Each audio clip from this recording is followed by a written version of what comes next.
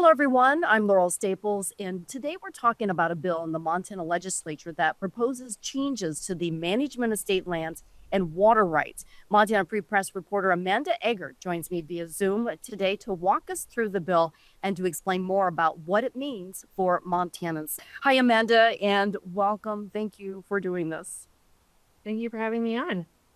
Well, there's a lot of components to this bill. I've been reading through it, a great report that you have out this week. So it looks like a big part of this bill focuses on directing the land board to sell sections of state land. So explain what this is all about.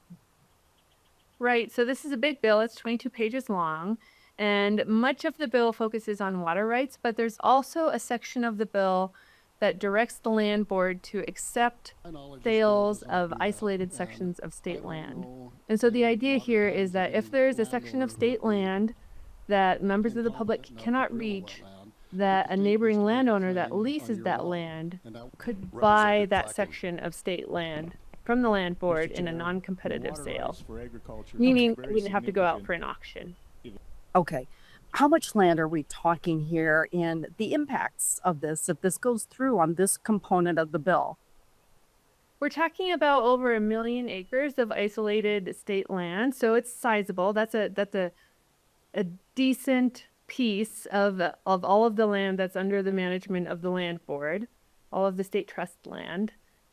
And it also represents quite a bit of revenue annually for state trust beneficiaries like the K-12 public education system. How much money are we talking? Are there some estimates out there? There are. There is a fiscal note that accompanies the bill that estimates that between $5 million and $7 million annually could be implicated in this, right? So if you sell these isolated sections of state land, you have kind of a sudden windfall, but you also have lost a long-term revenue generator. So public school advocates are concerned about this measure. They say it could compromise an important source of revenue for Montana's education system.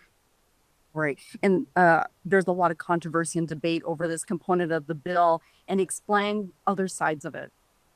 One of the interesting things about this bill is that it split the agricultural community in interesting ways. Oftentimes, agricultural groups, which comprise some of the oldest water rights holders in the state, are kind of aligned when it comes to water right issues.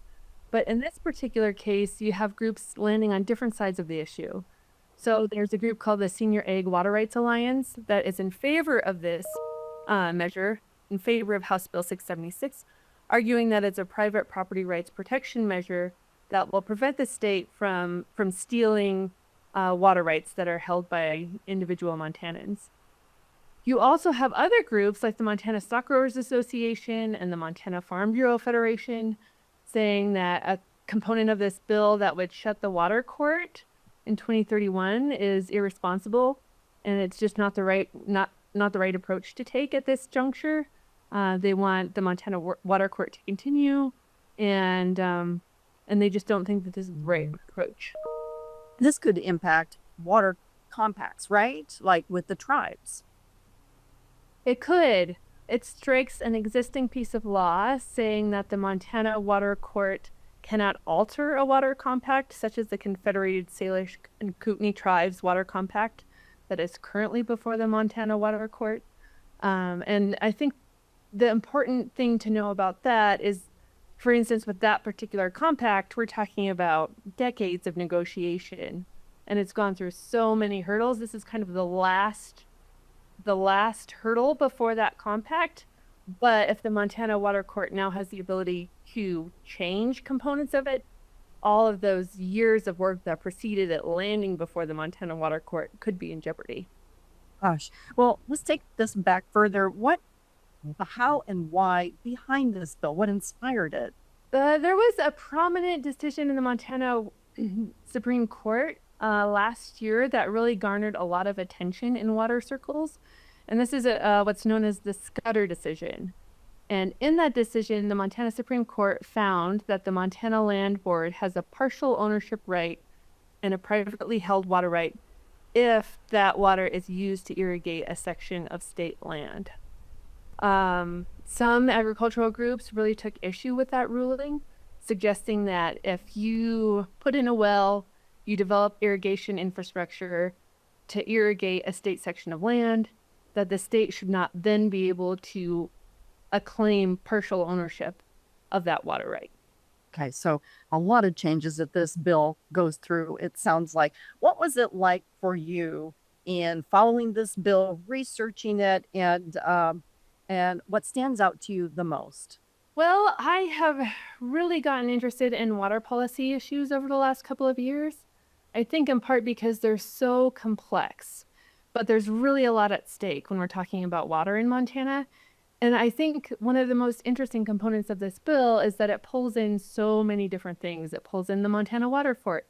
It pulls in the administration of state trust lands. It pulls in the sale of state lands that are really important to members of the recreating public. There's just really so much that this bill covers. What's the status of this bill right now, and what's next for it? So this measure has already passed through one legislative chamber, and it's gone up for a committee hearing in the opposite chamber. It was, as I mentioned before, it's already gone up for a hearing in the Senate Judiciary Committee. That committee has not yet taken action on the measure, so that means that they could amend it, they could vote to table it, they could advance it for another floor vote, and we're not really sure when any of that will happen. Okay. Well, we look forward to seeing your next report on this, and we'll certainly follow that. Anything else that you'd like to share on this bill? Yeah, I would like to note that Lieutenant Governor Kristen Juris spoke in opposition to this bill. She really took issue with the suggestion that Montana is stealing private water rights and said that is absolutely not what the state is doing. So I think there is an open question whether or not Governor Greg Gianforte would sign this bill if it landed on his desk.